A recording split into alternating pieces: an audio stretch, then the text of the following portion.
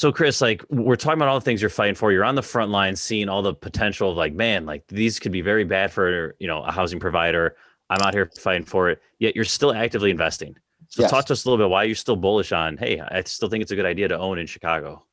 You know what? Chicago just has things that a lot of people don't have. Fresh body water, two major airports. Midway is expanding every day. You can actually take international flights out of Southwest now through Midway. You can also, we have Class 1 railroad. I don't know the history behind it, but I'm assuming some shady politician in the 1800s basically made it a law or paid somebody to make it a rule. Every Class 1 railroad goes through Chicago. So, I mean, literally, while we're not the geographic hub and center, we are truly the nexus for getting across this country through the interstate system as well. Chicago has a lot to offer. And while we have lost in population, better weather down south, less bureaucracy, less corruption down south. I don't see Chicago losing much more population. While some people talk about the Black population in Chicago leaving, and I can attest to that. I could rattle off a list of friends who have moved to Texas, and outside of the heat in the summer, they say it's the best thing ever to live in Texas or Florida. There's some wards in the city that are still growing. The first ward, the second ward, like I just talked about earlier, those wards are still growing and thriving. So there's a place here for everybody.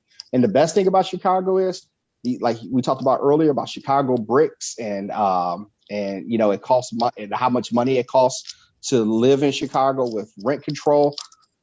This housing stock in Chicago is stable. Even if you're doing a gut rehab, more than likely, in most cases, you don't have to tear down the outside structure. You go in there and you rehab it at $30,000-$40,000 a unit, and you got something beautiful for somebody to live in. But our architecture is here probably for another few generations.